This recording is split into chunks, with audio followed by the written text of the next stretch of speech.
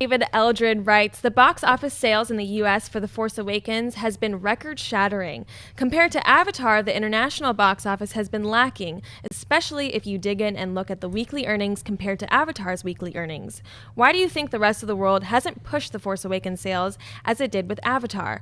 Lack of interest in the franchise, bad taste in the mouth from the prequels, no love for Disney, piracy. Is the U.S. just full of crazy fans of the galaxy far, far away? You know, Jerry Seinfeld once did this comedy bit, and I'm not going to try to mimic it, but he basically talks about, you know, elite level athletes in the world who go to the Olympics to train against the best athletes on the planet.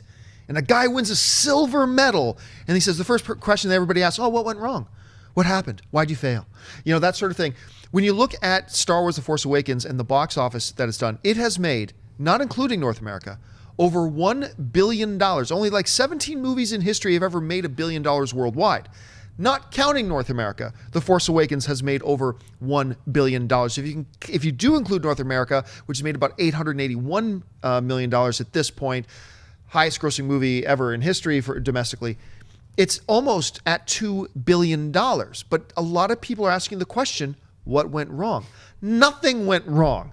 It is astounding what I said. Look, I said from the beginning, I've been saying for 2 years now, Star Wars The Force Awakens, when it comes out, will not catch Avatar. It just won't. What happened with Avatar was a freak of nature. It was one of those lightning in a bottle things where a whole bunch of the whole proper circumstances, scenarios all came together in one big whirlpool of cash. And it just carried on and carried on and carried on and carried on. And like I've been saying forever, Star Wars ain't going to catch Avatar. So it is, I find it really weird that we're sitting down now looking at the financial numbers of Star Wars The Force Awakens, the most successful film of the past 10 years, and going, what went wrong? Nothing went wrong. It's a smash success. There is no way to define it. There's no other definition on this movie other than smash, hit, blockbuster success. I don't know, Christian, how do you see it? It won the silver. I mean, come on. Actually, technically, it's bronze right now. It's still behind Titanic. But it absolutely, yeah, and it will probably win. Catch Titanic. It will, and that's exactly right. Is that we're in a different age now from when the Titanic came out.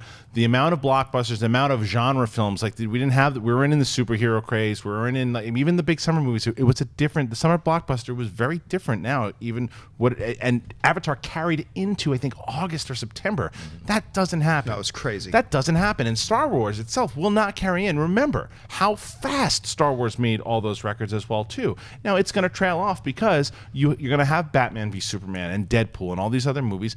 That the types of movies and the type of interest in these genre films were not there as much back in the Avatar days. It just wasn't. It could carry into January, February, March, and because of what we were talking about before, 3D was not only was it kind of brand new again and bringing it back, it did it so well. It was an event. It was a spectacle. It was great, and the ticket sales from what it was like you were taking people to an event, same way you were with Star Wars. Right. But again, it's the trail off, and I thought that Star Wars would catch it, but what it's done is phenomenal. It's going to be the number 2 biggest box office of all time. So right. Not a fail. Yeah, total failure, guys. Right? Can't even believe it failed this bad. Wow, I feel embarrassed for everybody who's involved. J.J. Abrams. JJ, I don't even know what's going on. Yeah, I mean it's a massive, gigantic hit. So it's funny when you have people like, no, what's wrong? Why is it not making that kind of money? It's a totally different time period too. I mean, when did Avatar come out? Was 97.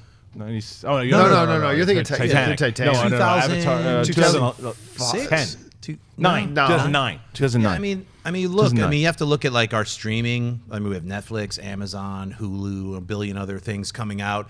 That all these things are taking away from the reason to go out and see a movie. So now people are way more selective now than even they were in 2009. What's going to drive them to a theater? Avatar was an original, not only an original movie, but an original event. You're right. It brought back 3D, but it was like not a ride. I hate that terminology. You're going to want a ride. It's a movie. Right. It's a story. It's not a ride. So, but it's an event that's like, hey, it's a transformative, fun event.